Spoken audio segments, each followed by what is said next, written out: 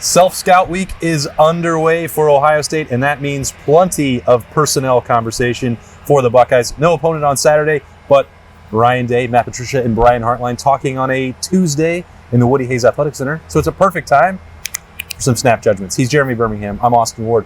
Out of all of the names that we heard discussed, Burn, what was the most interesting to you? I mean, we have to start with Bo Jackson, I guess. That's the one thing, the one moving part that I think we all feel there's an inevitability to what's going to happen, but Ryan Day continues to be like, let's not go all the way there yet. And he pushed back more strongly this week after that game than he did a week ago. And I think the rationale is pretty simple, which is he's heading into his fourth game as an Ohio State Buckeye. Let's not anoint him anything. Again, this is sort of the recurring theme of this offseason and the early part of the season. Nothing Ryan Day says is an accident. And multiple times today saying, we'll see if he can hold on to the ball. We'll see if he can hold on to the ball. We'll see about ball security. Like, that is clearly intentional. I think the message there is clear. Like, okay, just because you went 9 carries without fumbling doesn't mean that this is solved. But it also is an acknowledgement of, we know it looks different when Bo's on the field, but we have other good running backs. We just don't need to anoint him, because it doesn't matter, to be perfectly honest. In at least for 8 of Ohio State's 12 regular season games, the starting running back, the RB1, is going to have 9 or 10 carries. There's going to be a couple games, sure, where maybe you see this 18 to 20 carry game, but that's not really the way this offense is going to be built no matter what. So I think I understand his reluctance to call out too loudly and too proudly that Bo is going to be a future star, but at the same time, you can't, he said, you don't have to be a veteran coach to notice when someone's got talent. I mean, I don't entirely disagree. I just somewhat disagree. I don't think that Ohio State wants to play 3 running backs. You're right. Like, there's going to be most of these games where you can continue to rotate between James Peoples, C.J. Donaldson, and Bo Jackson. In the talent equated matchups, you are going to need 2 guys, I think, to take 30 to 35 carries combined. And I don't think that they want to spread that around 3. I don't think that and I also don't think that that's beneficial. There's all this conversation all the time. Running backs need carries to find a rhythm. They need to build into the game and find that chemistry with the offensive line. And I also think that part is true. So I don't know that they can get to that point with all 3 of them playing a role. Now, maybe they can, and maybe I'm wrong about that. But if trying to differentiate that after just 3 games for Bo Jackson and after just this, 18 carries that we're talking about over the last couple of weeks, maybe is premature, especially if they're going to continue to hammer this same coaching point about ball security. As you mentioned, like, that is done intentionally. It is on purpose. It is the coaching point. It is not going back to Dow and Hayden and dancing around what it could be. Maybe it's ball security. Maybe it's pass protection. Ryan Day did name both of those for Bo Jackson, but 9 times out of 10, every conversation that has included Bo has been about protecting the football. And I do wonder, what is the amount of reps that he needs to prove on the practice field or in games before that conversation is erased? Because I don't know the answer to that.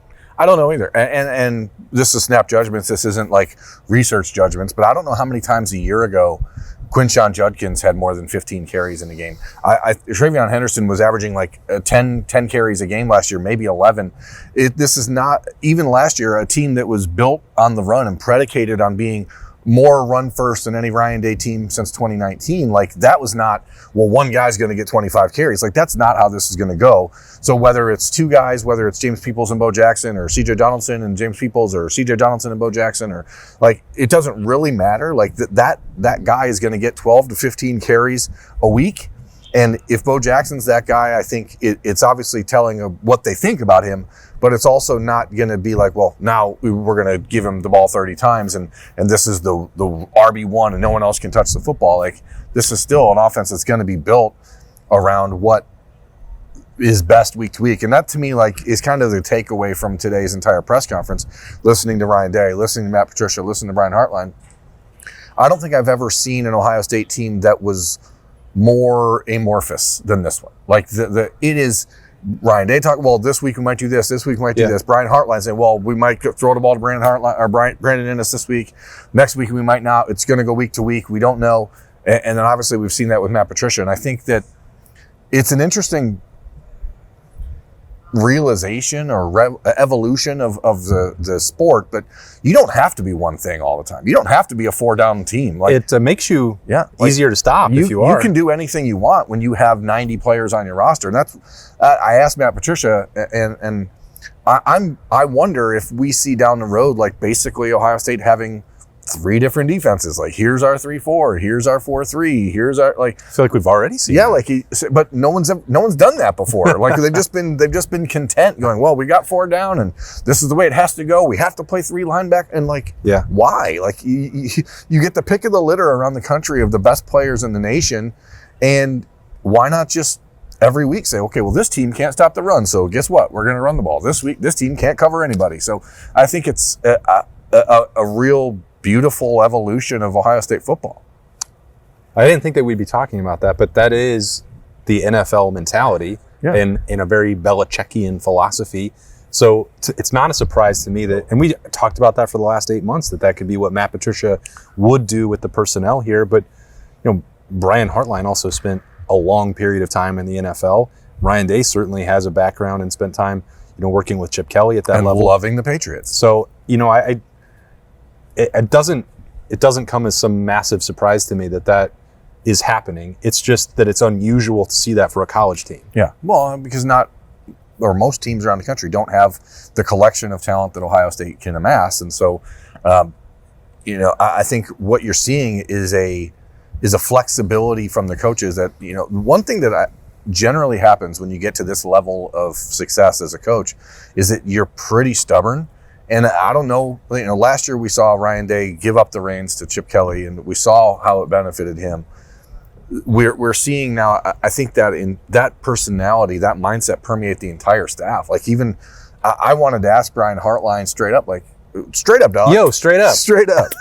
Did you ever imagine that you would be a play caller and you'd have more running backs and tight ends catching passes than wide receivers? I mentioned it at the Rooster Show on Monday. Like, that's crazy to me. Brian Hartline, who everyone assumed would come into Ohio State as the play caller and all just 5 wide and open everything up.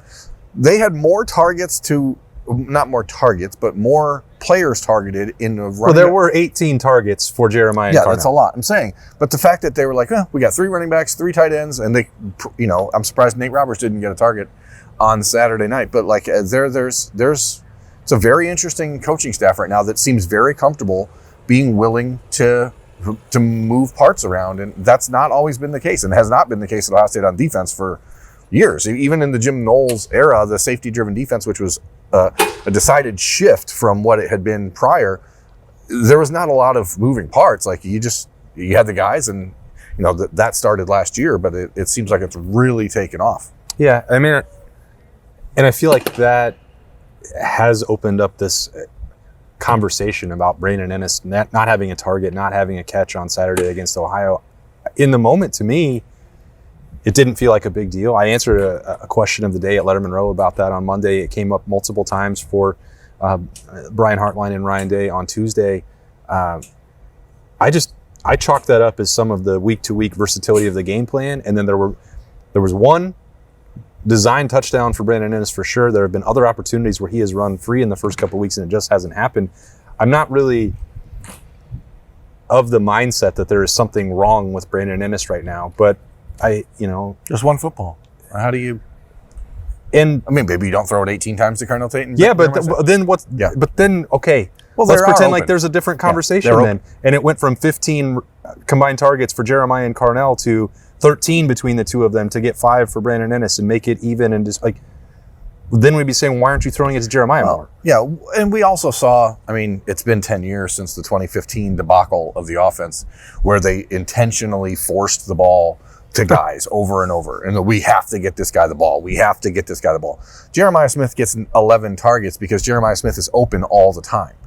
So you have to throw it to him. Carnell Tate is open all the time. Now, as a young quarterback, I think it's understandable that you might fixate a little bit on those two guys because they're 2 first-round picks in the NFL draft.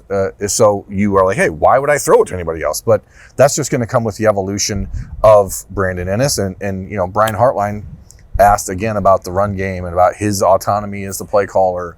Like, Brian Hartline wants this offense to be balanced. He wants it to be versatile. I think he wants to win a national championship. And he wants to win a national championship because that's going to look well on him if that Buckeyes were able to pull off that repeat. So Brandon Inniss is like, the question people should be asking about Brandon Inniss or anybody on this team is, why the hell can't anybody catch a punt? Like, no one asked that today, and it's enhancement week or improvement week or idle week or whatever week, but like, that's not a bye week, though. It's not a bye week. But if there's one area that like should really be a concern for people, I think it's still special teams. Like, where are you on special? That's the question people should be asking, because like, you expect Brandon Inniss to be good at that, and he has looked uncomfortable in that role the last couple of weeks, and one looks comfortable. They put JJ out there, and even he dropped a punt. It's wild. I'm telling you, the position is cursed, and you don't believe me, but it's true. I just think that there's something that Ohio State has to refocus there, but that's for a different day. But what did you hear from Ryan Day about the guard situation? That was something I know you were interested in, the continued growth of Ethan Anianwa and how that translates to Tegra Shabola's playing time.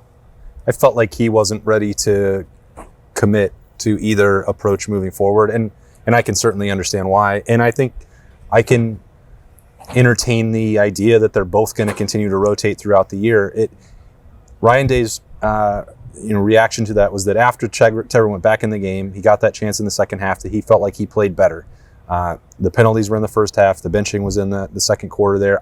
I have felt like both in the Texas game and against Ohio on Saturday that they're, while not perfect, neither one of them. And if you look at the PFF grades for both games, as I did on Sunday and Monday, just for the sake of comparison and getting another set of eyeballs on it, not to just validate what I was seeing, they're pretty close. Like, there's not been a dramatic separation between either one of them. And those are not perfect.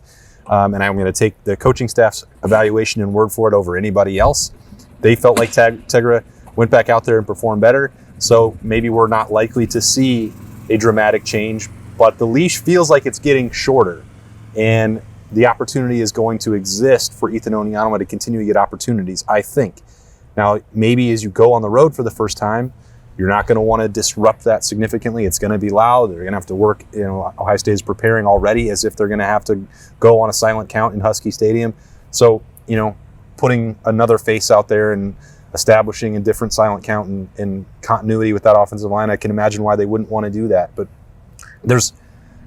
I think it has to continue to be part of the conversation. It's one of the only 2 or 3 or 4 spots on this roster where we can actually look at that and say, this may not be definitively settled. Yeah, and I'm not the creative guy. I'm not the guy here to tell people how to do things. But maybe in the red zone, if you just put out a 6th offensive lineman and as Ethan Anianwa instead of 5th tight end. A million tight ends? I don't know. Maybe there's ways to get these guys some reps where you can see them on the field together and really focus on the run game, because to me, Ethan Anianwa is a 3rd tackle on a goal line situation makes a lot more sense than some other stuff, but that's neither here nor there.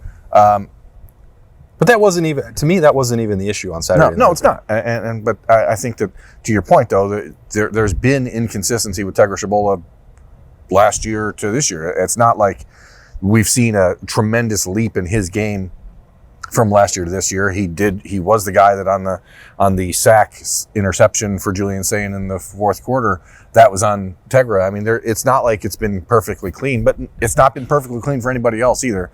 It just happens to be the one spot where there's a guy that you're paying a significant amount of money to. But also that they've made that change twice in 3 games. Right, which Luke Montgomery didn't get pulled because of penalty or anything on Saturday, and we haven't seen it happen to anybody else. So it is interesting that at least the wheels are in motion and the open mind is there for it. But last year, we were regularly, I don't want to say enamored, but we were regularly happy for Chip Kelly, just to see how being back in college changed his perception and his response to his And then he job. went back to the NFL, and it's just going great. Well, he's making $6 million to be an offensive coordinator for the Raiders, and they don't require offense, so that's pretty cool. Matt Patricia, I really wish we got a chance to talk to him every week, because I think today's press conference, like listening to Ryan Day talk about the quarterback throwing the deep ball, listening to Matt Patricia talk about the different things they can do on shots. defense. It's really fun to listen to these guys just talk ball, you know? And that's why I think Brian Hartline gets frustrated when he's asked about things like his ego or like, are you, people basically asking him, Brian, are you allowed to, change your own diaper? Like it's weird, man. Like he's a Ohio State offensive coordinator. He's also a grown man and who's been in the profession now for almost a decade. Right, it's gone very quickly. To continue to ask him, like, does Ryan let you do what you want? Like, that is weird.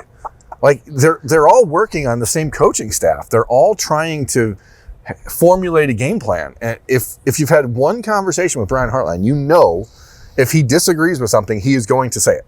He is not afraid to be vocal about anything. So this idea or this notion that Brian Hartline is some wilting flower and that Ryan Day is just like striking him down every time he speaks up is ridiculous. Yeah. So, I mean, but whatever. They had 600 yards last week. They had 600 yards the week before. It's going fairly okay with Brian Hartline as the play caller, and yet people are acting like he's... I think he deserves and wants a chance to actually talk about football too, because guess what? He knows a lot of it. Yeah, it's like he's wearing those backpacks that people put on their kids that have like the monkey tail that you hold on to the whole time. Yeah. Like people are acting like Brian Hartline Ryan Day's got him at Disney World. And he's like, oh, no, don't go too far, Brian. Don't go too, like, what are we doing? Treat the guy like a man. Like it's absurd to me. Felt like maybe that would come up during the Stock Watch on Wednesday's episode of The Beat, but we got it out of the way right now. Maybe we'll revisit that on Wednesday on the Austin and Birm Show. Who knows? That will be a Stock Watch. These, though, have been Snap Judgments, the only media availability of the week. So the only episode of Snap Judgments is today. Today, Buckeyes are back at practice. Practice today, tomorrow, and Thursday. And then they'll be back on the road recruiting-wise Friday. They were on the road on Monday. They are not on the road today, Wednesday, or Thursday because of practice. Just so people are not being confused about, why is Ohio State skipping this opportunity to go on the road? Why don't they want to recruit? You're fired up today, man. I love it. I just taking the most of improvement. America. It's improvement week. We all need to improve. And we'll try our best to continue to do that. So that's laying all that out. And by the way, we'll have a special Freaky Friday. The mailbag will be back. We're going to be recording that with our friends at Tansky Power Sports in advance, by the way. It won't be Friday morning. We're going to do that on Thursday. They've got a big event, a grand opening going on there. It'll be a mailbag, so hit us up in advance so we can prepare for that. That is the Austin and Birm Show at gmail.com. Send in those mailbag questions for us. We'll get into that throughout the off week. That's the Austin and Birm Show at gmail.com. And he is Birm. And I am Austin. This is our show at Snap Judgments. Thanks for joining us. We'll talk to you tomorrow.